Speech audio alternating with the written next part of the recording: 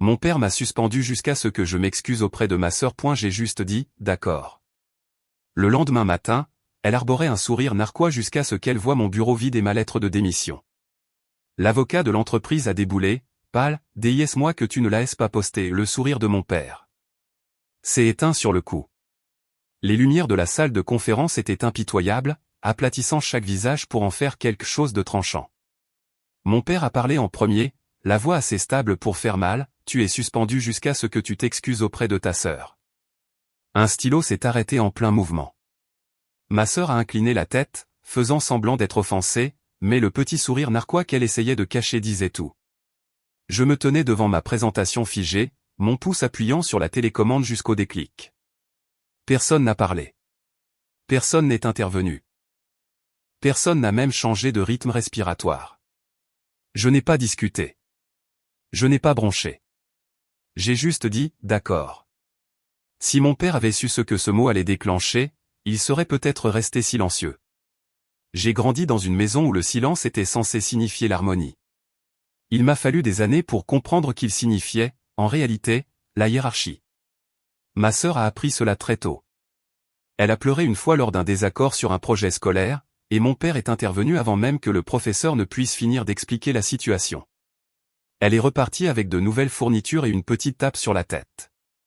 Moi, je suis reparti avec le même panneau d'affichage, et le rappel d'être celle qui est raisonnable. Être raisonnable est devenu mon rôle, avant même que je ne sache que je l'avais accepté. Je me souviens de l'après-midi où la lettre d'admission est arrivée. Une enveloppe épaisse, mon nom imprimé proprement et centré. Je l'ai tenue à deux mains sur le carrelage de la cuisine, sentant le poids d'un avenir que j'avais mérité. Mon père a parcouru la première ligne, a hoché la tête une fois, et l'a posée à côté de la pile de courrier comme si c'était un rappel pour un rendez-vous chez le dentiste. Il n'a même pas ouvert la deuxième page. Ma sœur est entrée 10 minutes plus tard avec une bague de fiançailles, et soudain, la maison s'est remplie de coupes de champagne et d'appels téléphoniques. Ma lettre a disparu sous une pile de serviettes de fête avant la fin de la soirée. C'est la première fois que j'ai réalisé que l'accomplissement comptait moins que le spectacle. Après le décès de ma mère, le déséquilibre s'est accentué. Elle avait été le tampon silencieux, celle qui remarquait quand mes épaules se tendaient, ou quand je restais debout trop tard pour finir mes devoirs. Quand la maison a perdu sa douceur, elle a aussi perdu la seule personne qui empêchait l'angle mort de mon père de nous engloutir tous. Ma sœur n'a pas changé. Elle a simplement rencontré moins de résistance. Dans l'entreprise familiale, le schéma s'est répété avec des lignes plus nettes et des enjeux plus élevés. J'ai construit le département de développement, passant d'une petite pièce aux lumières vacillantes à un étage rempli d'ingénieurs qui me faisaient confiance. Je connaissais chaque détail de chaque échéance livrée, chaque fonctionnalité expédiée, chaque système reconstruit. Je ne me vantais pas. Je n'en avais pas besoin. Ma sœur, en revanche, maîtrisait l'art de promettre des choses qu'elle ne comprenait pas. Des délais de 4 semaines quand le travail en demandait 12, des budgets qui ne tenaient pas compte de l'infrastructure de test ou de l'épuisement du personnel. Mon père la soutenait toujours. Elle connaît les clients, insistait-il, fais juste en sorte que ça marche. Alors, nous l'avons fait. Les nuits se fondaient dans les matins. Mon équipe restait tard, les yeux fatigués sous la lueur bleue des écrans. Je restais encore plus tard, comblant les lacunes, réécrivant les plannings, absorbant le blâme qu'elle rejetait avec un sourire impeccable. Mon père n'a jamais demandé comment nous gérions cela. Il répétait seulement ce qu'il avait toujours dit, ta sœur gère les relations. Toi, tu gères le reste. Je n'ai pas discuté. J'ai tout documenté. C'est devenu mon langage silencieux, échéancier, notes, journaux des risques, des preuves écrites que personne ne voulait lire. Le dernier projet avant la suspension m'a révélé ce que j'avais refusé d'admettre. Ma sœur a fait une autre promesse impossible. Mon père l'a approuvée avant même que je ne voie l'email. Quand j'ai souligné que les chiffres ne collaient pas, il m'a regardé de la même façon que lorsque j'étais enfant et que je demandais de l'équité, patient, dédaigneux, certain que je m'ajusterais pour entrer dans le moule qu'il désirait. Debout dans le couloir, à l'extérieur de cette salle de réunion, j'ai réalisé quelque chose de simple et de tranchant. J'avais passé toute une vie à être raisonnable pour des gens qui n'avaient jamais eu l'intention de me voir vraiment. Ce fut le jour où j'ai appris ma place dans cette famille, et le jour où j'ai commencé, silencieusement, à la quitter. Le couloir à l'extérieur de la salle de conférence semblait plus froid qu'il n'aurait dû l'être. Les gens s'écartaient quand je passais, non par respect, mais par malaise, comme si le fait de se tenir trop près de moi risquait de les aspirer dans le rayon d'explosion d'une décision familiale que personne ne voulait reconnaître. Personne n'a prononcé mon nom. Personne n'a croisé mon regard. J'ai atteint mon étage et j'ai vu une note imprimée collée à côté des ascenseurs. Un nouvel organigramme de projet, une nouvelle chaîne de commandement. Le nom de ma sœur trônait proprement en haut d'une colonne que j'avais bâtie à partir de rien. Son titre en gras, le mien entièrement absent. Ce n'était pas un oubli. C'était une réécriture. Mon téléphone a vibré dans ma poche. Un message d'un de mes ingénieurs, est-ce que ça va? Un autre, on suit toujours ton planning. Puis, ils disent beaucoup de choses là-haut. J'ai retourné l'écran face contre bureau et je l'ai laissé vibrer en silence. Mon père a appelé quelques minutes plus tard. Il n'a pas demandé comment je me sentais. Il a demandé si je comprenais l'image que ça renvoyait. Sa voix portait le même ton qu'il utilisait quand j'avais 12 ans, et qu'il essayait d'expliquer pourquoi ma sœur avait eu la dernière part de gâteau. Garde juste la paix, a-t-il dit. La famille passe avant tout. Famille. Le mot semblait étrangement léger dans sa bouche. Quand j'ai raccroché, ma sœur attendait déjà dans l'encadrement de la porte. Elle n'a pas frappé. Elle s'est appuyée contre le cadre comme si la pièce lui appartenait, parce que mon père avait fait en sorte que ce soit le cas. Tu peux mettre fin à ça, a-t-elle dit, assez doucement pour paraître gracieuse. Excuse-toi, c'est tout. Elle a brossé un morceau de peluche sur sa manche, a vérifié son reflet dans le bord sombre de mon écran, et s'est sourie à elle-même, petite, confiante, certaine d'avoir gagné. J'ai observé son petit sourire narquois de la même façon que je l'avais observé toute ma vie. Une courbe qui signifiait qu'elle ne s'attendait à aucune conséquence. Pas maintenant, pas jamais. Je n'ai pas répondu. Je ne l'ai même pas regardé directement. J'ai juste senti quelque chose bouger en moi. Pas de la colère, pas du chagrin, mais quelque chose de plus stable, comme une porte qui se ferme à clé. Elle a attendu, s'attendant à une dispute dont elle pourrait se sortir par une pirouette. Au lieu de cela, j'ai pris mon porte-documents, j'ai fermé l'ordinateur portable, et je me suis levé. C'est tout, a-t-elle demandé. J'ai hoché la tête une fois. Puis, j'ai dit le seul mot qu'elle n'avait jamais vu venir, d'accord. J'ai fermé la porte de mon bureau et j'ai laissé le loquet s'enclencher. Le son était petit, presque poli, mais il marquait une ligne que je n'avais jamais franchie auparavant. La pièce me semblait étrangère maintenant, comme si je la voyais de l'extérieur. Les murs de verre, les diplômes encadrés, le doux bourdonnement des machines. Mon équipe me faisait confiance pour continuer à faire tourner tout ça. Tout ce que j'avais construit, arrangé, protégé, tout ce qui était considéré comme acquis. J'ai glissé l'élastique de mon poignet et j'ai attaché mes cheveux en arrière, ce mouvement familier me stabilisant. Puis j'ai ouvert le tiroir du haut et j'ai commencé. Les premières choses que j'ai emballées étaient les documents que je ne laissais jamais personne d'autre manipuler, porter des projets, évaluation des risques, notes de réunion dont personne ne se souvenait que j'y avais assisté, paiement, factures, répartition budgétaire, échéancier griffonné à minuit dans ma cuisine avec une tasse de café froid à côté de moi. J'ai aligné chaque dossier en une rangée soignée sur mon bureau, vérifiant les dates, faisant correspondre les signatures, bougeant avec la précision calme que j'utilisais pour déboguer du code. Pas de précipitation, pas de panique, juste la vérité. J'ai enveloppé mes diplômes dans du papier de soie, glissant ensuite chaque cadre dans une boîte. Chaque prix suivait une preuve de travail que mon père n'avait jamais reconnue, mais que l'entreprise ne pouvait nier.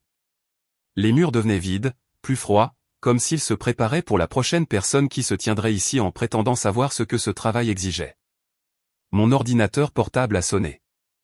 Des messages continuaient d'arriver de mon équipe, d'autres départements, de gens qui avaient assisté à la réunion et prétendu ne pas voir ce qui s'était passé. J'ai retourné l'ordinateur face contre table. Le silence était plus propre. J'ai ouvert un nouveau document, non pas pour analyser, non pas pour défendre, mais pour finaliser. Une lettre de démission, courte et silencieuse. Pas d'émotion, pas d'accusation, juste la rupture formelle d'un rôle que j'avais déjà dépassé. Puis vint le vrai travail. J'ai ouvert le dossier partagé et j'ai commencé à compiler les preuves que personne n'avait demandées, mais dont tout le monde avait besoin, historique de projet, allocation de ressources, notes de contrat, chaque cas où ma sœur avait fait des promesses sans vérifier une seule contrainte technique. Je n'ai pas ajusté le ton. Je n'ai pas ajouté de commentaires. J'ai seulement rassemblé ce qui existait déjà. 2 heures ont passé comme une longue expiration. Au moment où le fichier a été complet, ce n'était pas un dossier d'accusation. C'était un miroir. Mes doigts ont plané au-dessus du bouton d'envoi. Pas par doute, mais par précision. Le timing comptait. Un plan silencieux ne crie pas, il atterrit. Je l'ai envoyé au conseil d'administration, au chef de département, aux clients dont les attentes avaient été faussées. Un seul objet, documentation du projet et aperçu du statut. Pas de drame, juste de l'information. Mon téléphone a sonné dans les 60 secondes. L'avocat de l'entreprise d'abord, puis un membre du conseil, puis 2 clients. Tous laissés sans réponse. J'ai traversé la pièce à nouveau, ramassant les stylos, les carnets, la tasse que mon équipe m'avait offerte l'hiver dernier. La seule chose que j'ai laissée sur l'étagère était un prototype d'un projet que nous avions sauvé il y a 3 ans, 40 heures de travail en 2 jours, assez de café pour tenir un mois, et un sentiment d'unité qu'aucun cadre n'a jamais remarqué. Je l'ai remis droit, j'ai épousseté la poussière, et je l'ai laissé là. Ma sœur est apparue à nouveau dans l'encadrement de la porte, cette fois à bout de souffle. « Qu'est-ce que tu as fait ?» Sa voix résonnait faiblement contre la vitre. Elle a regardé autour du bureau à moitié emballé, ses yeux passant du mur vide aux cartons ouverts. « Tu n'as pas dit moi que tu n'as pas », je n'ai pas répondu. J'ai placé le dernier dossier dans mon porte-documents, je l'ai fermé avec un clic discret. Elle est entrée comme si elle traversait une frontière sans permission. « Tu ne peux pas partir. Papa ne le permettra pas.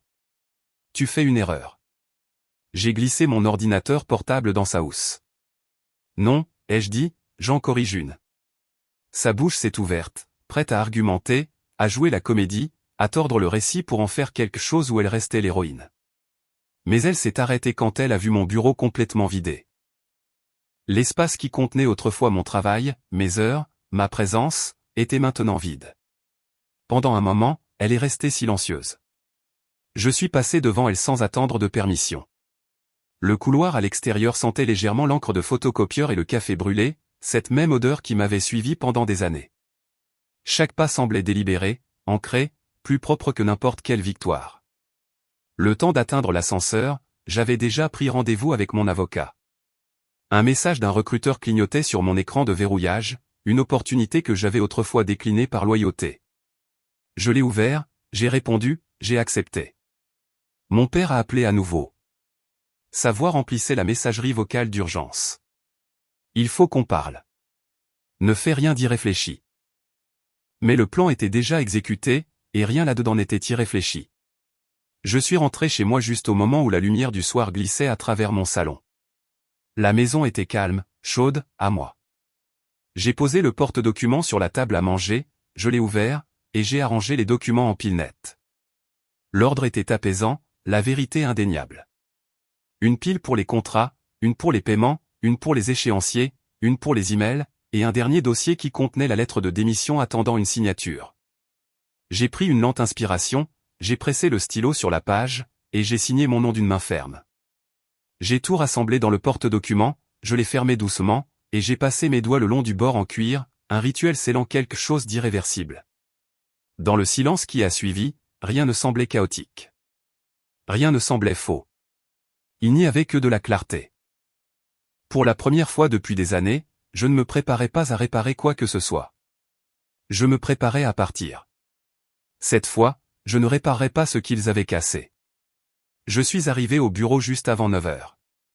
Le hall était plus bruyant que d'habitude, des murmures dissimulés derrière des couvercles de café, des regards qui fuyaient quand je levais les yeux. Quelqu'un a retenu l'ascenseur pour moi, puis a fait semblant de ne pas l'avoir fait quand je suis entré. L'étage de la direction semblait plus tendu, comme si l'air ne s'était pas complètement calmé depuis la veille. L'assistante de mon père se tenait près de la porte, serrant un dossier contre sa poitrine. « Il veut vous voir », a-t-elle dit, mais le tremblement dans sa voix me disait que la demande ne venait pas vraiment de lui. Je n'ai pas répondu. J'ai marché droit vers la salle de conférence. La porte était déjà ouverte. Mon père se tenait à l'autre bout de la table, les épaules raides, les yeux cernés de rouge par une nuit passée à essayer de contenir ce qui ne pouvait l'être. L'avocat de l'entreprise était assis à côté de lui, ordinateur portable ouvert, le visage pâle. Un assistant juridique tapait doucement dans un coin, enregistrant tout. Ma sœur rôdait près de la fenêtre, les bras croisés, l'expression pincée comme si elle avait mâché quelque chose d'acide. Personne n'a parlé jusqu'à ce que je prenne place. Mon père a essayé en premier. Nous pouvons arranger ça. Sa voix s'efforçait d'avoir de l'autorité.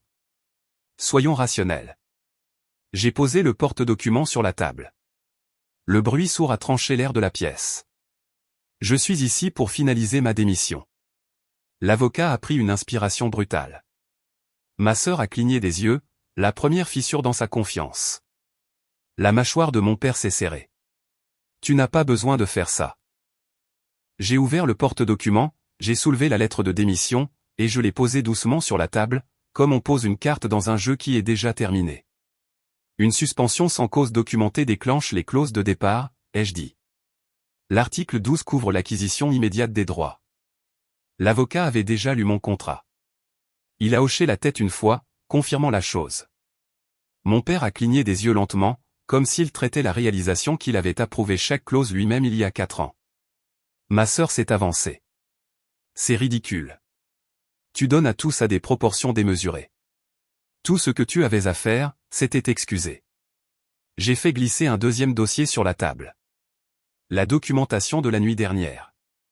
Échéancier, contrat, paiement, facture, chaîne de mai, tout était propre, tout était factuel, tout ce qu'elle avait prétendu ne pas exister. L'avocat a hésité avant de l'ouvrir. Quand il l'a fait, son visage s'est décomposé encore davantage. C'est exhaustif, a-t-il chuchoté. Ma sœur s'est penchée par-dessus son épaule, les yeux s'écarquillant à chaque page. Tu ne peux pas envoyer ça aux clients. Ils penseront que c'est moi qui l'ai envoyé, ai-je dit. Sa main s'est figée en l'air. Quoi? La voix de mon père s'est brisée. J'ai envoyé la documentation au conseil d'administration et aux parties prenantes du projet, ai-je répondu. Mise à jour de statut, l'exactitude compte. La pièce a plongé dans un silence creux. Ma sœur a regardé mon père, désespéré d'être sauvé. Papa, dit quelque chose. Mais il ne la regardait pas. Il fixait la pile de documents, le miroir qu'il avait passé des années à refuser de regarder. Tu nous as pris au dépourvu, a-t-il dit doucement. Non, ai-je répondu. J'ai révélé ce que vous ignoriez. L'avocat s'est raclé la gorge. Légalement, elle a agi dans ses droits. Rien de ce qu'elle a partagé ne viole la confidentialité. Ce sont des documents de projet interne et les termes du contrat sont contraignants. La voix de ma sœur s'est élevée, alors elle a le droit de partir après avoir tout gâché? J'ai fermé le porte-document. Je n'ai rien gâché. J'ai arrêté d'absorber les coups. Mon père a appuyé ses paumes à plat contre la table. Nous avons besoin de toi pour le compte Hamilton. Nous ne pouvons pas livrer ce que ta sœur a promis. Elle n'a pas compris les exigences. Il s'est arrêté, se rattrapant trop tard. Ma sœur s'est tournée vers lui, stupéfaite. Tu me reproches ça à moi. Il l'a regardé comme on regarde des immeubles en feu, réalisant trop tard qu'on aurait dû vérifier les fondations. Je me suis levé. Ce n'est plus mon problème, ai-je dit. J'ai accepté un autre poste. Ma sœur a laissé échapper un rire creux, aigu et cassant. Qui t'embaucherait après ça? L'avocat a fermé le dossier avec des doigts tremblants. Quiconque valorise la compétence. Pendant un moment, personne n'a respiré. J'ai tendu la main vers le porte-document. Mon père s'est avancé comme pour m'arrêter, puis a laissé tomber sa main à mi-chemin. On peut encore arranger ça, a-t-il dit doucement. Tu n'es pas obligé de partir. J'ai croisé son regard, enfin à hauteur égale, enfin clair. Je suis déjà parti. Je suis sorti de la salle de conférence, passant devant le silence stupéfait de ma sœur, devant le choc pâle de l'avocat, devant le sourire mourant de mon père. Je ne me suis pas retourné.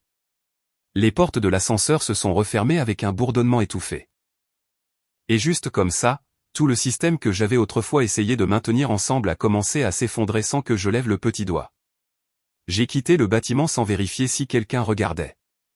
L'air à l'extérieur semblait différent, plus léger, d'une certaine manière, comme si le poids que j'avais porté pendant des années avait enfin réalisé qu'il n'avait plus d'hôte.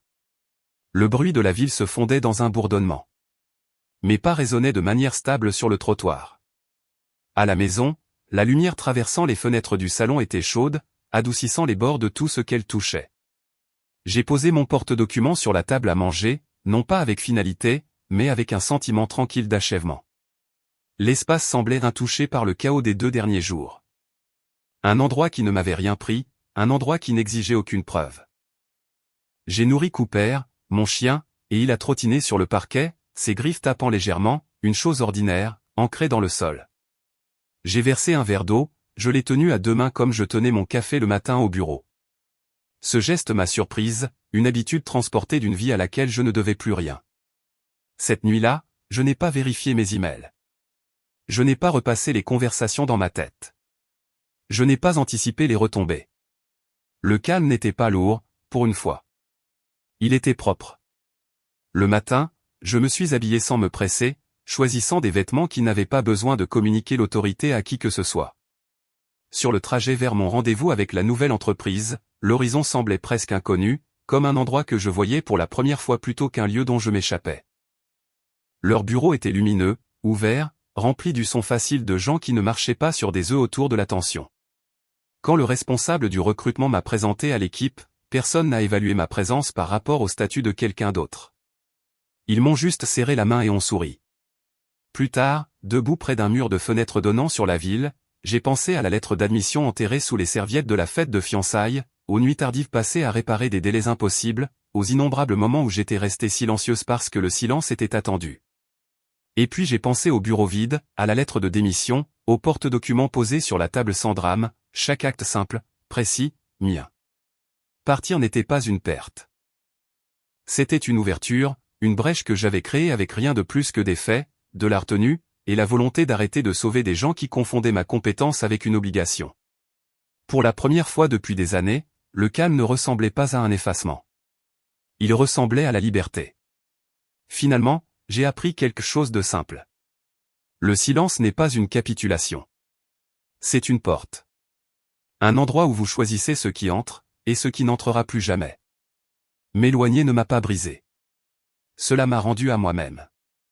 Si vous vous êtes déjà tenu dans une pièce où votre valeur était traitée comme un bruit de fond, laissez cette histoire vous rappeler que votre vie n'a pas besoin de leur permission pour changer. Merci de m'avoir écouté. Si vous voulez plus d'histoires comme celle-ci, restez proches. Il y a encore beaucoup à raconter.